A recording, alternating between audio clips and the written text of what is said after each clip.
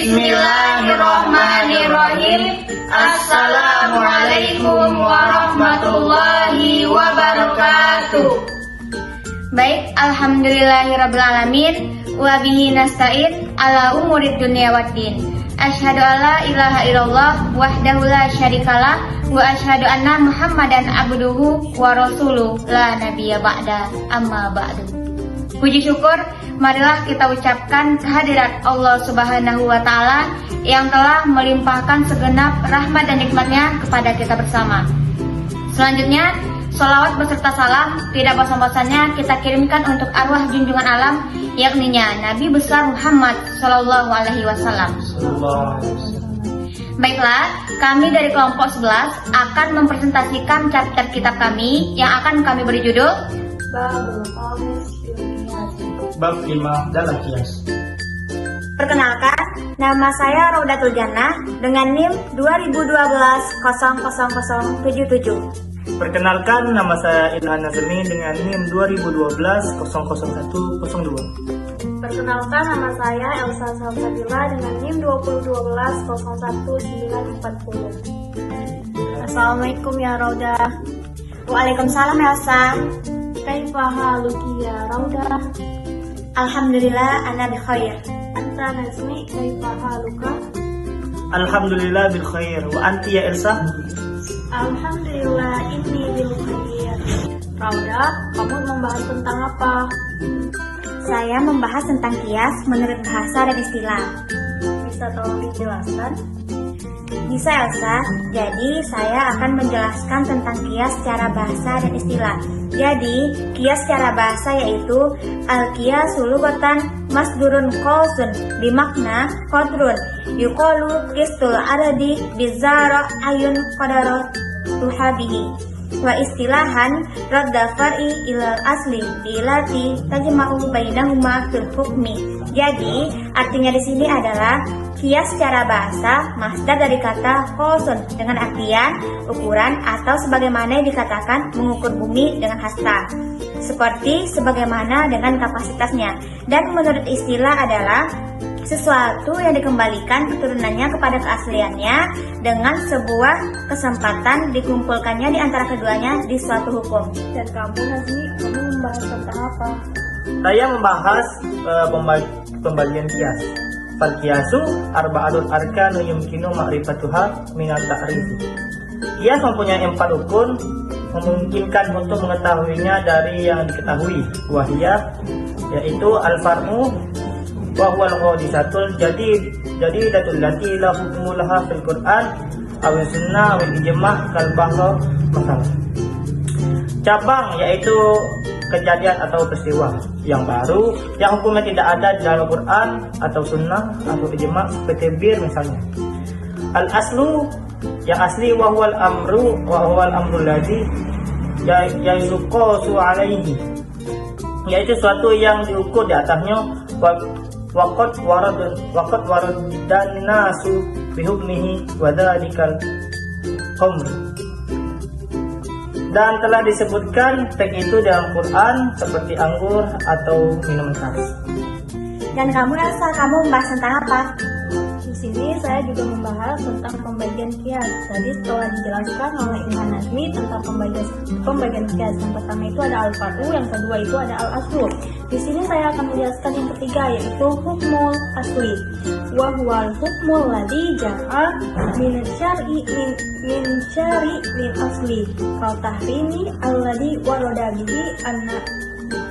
bihi nasu al-Qur'ani lil khamri. Yang ketiga itu ada hukum asli. Hukum asli adalah hukum yang datang dari syariat jalan asalnya, seperti diharamkannya sesuatu yang dikembalikan di dalam Al-Quran atau teks tentang anggur dan minuman keras. Yang keempat itu ada al-illatu. Al-illatu wahiya wasful ladzi yajma'u bihi bainal asli wal far'i wahiya fi misalina al-iskaro. Yang keempat itu ada kesempatan. Kesempatan adalah gambaran yang dikumpulkannya di antara asal dan turunnya cabang, yaitu contohnya hal yang memabukkan. Baiklah Elsa, terima kasih atas penjelasannya. Terima kasih kembali Nazmi dan Laura atas penjelasannya. Baiklah, kami akan menganalisis pembahasan dari kitab kami, yaitu menurut Al-Ghazali dalam Al-Mustasfa memberi definisi kias yaitu menanggungkan sesuatu yang diketahui kepada sesuatu yang diketahui dalam hal menetapkan hukum pada keduanya atau meniadakan hukum dari keduanya. Secara istilah, kias adalah menyamakan sesuatu yang tidak ada hal hukumnya dengan sesuatu yang ada nas hukumnya, karena ada persamaan ilat hukumnya.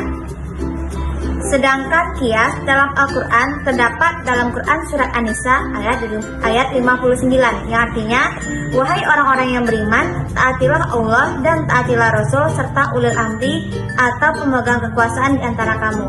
Rukun-rukun kias. Unsur pokok rukun kias terdiri dari 4 unsur. Yang pertama, ashal, yaitu peristiwa yang sudah ada nasnya yang dijadikan tempat mengkiaskan atau biasa disebut makis alih.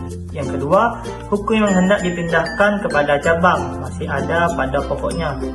Yang ketiga, hukum yang terdapat pada asal itu hendaklah hukum syarak.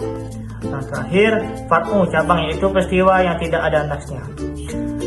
Dan lanjut lagi, para ulama usul fikih mengemukakan 4 syarat yang harus dipenuhi. Yang pertama, ilatnya. Ilat yang ada pada nas baik pada tatnya. Yang kedua, hukum asal tidak berubah setelah dikiaskan. Yang ketiga, hukum fardu tidak mendahului hukum asal. Artinya hukum fardu itu harus datang kemudian hari hukum asal. Yang terakhir, tidak ada nas atau ijma yang menjelaskan hukum fardu. Yang ketiga yaitu hukum asal, yaitu hukum syar'i yang ditetapkan oleh nas. Syarat-syarat hukum asal menurut Abu Zahra antara lain: yang pertama, hukum asal hendaknya hukum syarak yang berhubungan dengan amal perbuatan. Yang kedua, hukum asal dapat ditelusuri ilat hukumnya, seperti hukum haramnya khamar dapat ditelusuri mengapa khamar itu diharamkan. Yang ketiga, hukum asal itu lebih dahulu disyaratkan dari fardu. Lalu poin yang keempat yaitu ilat. Ilat suatu sifat yang terdapat pada asal. Dengan adanya sifat itulah asal mempunyai suatu hukum. Dengan itulah terdapat banyak cabang sehingga hukum cabang itu disamakan dengan asal. Para ulama usul fikih mengemukakan 9 syarat ilat yang dapat dijadikan sebagai sifat dalam menentukan suatu hukum. Di antaranya yaitu yang pertama, ilat mengandung motivasi hukum. Yang kedua, ilat itu adalah suatu sifat yang jelas nyata dan dapat ditangkap indera manusia. Yang ketiga, ilat itu dapat diukur dan berlaku untuk semua orang. Yang keempat, harus ada hubungan keserasian dan kelayakan antara hukum dengan sifat yang akan menjadi ilat. Yang kelima, ilat itu tidak bertentangan dengan nas atau ijma. Yang keenam, ilat itu tidak datang belakangan dari hukum asal. Mungkin hanya ini yang dapat kami sampaikan. Terlebih dan terkurang kami mohon maaf. Wabillahi taufiq wal hidayah. Wassalamualaikum warahmatullahi wabarakatuh.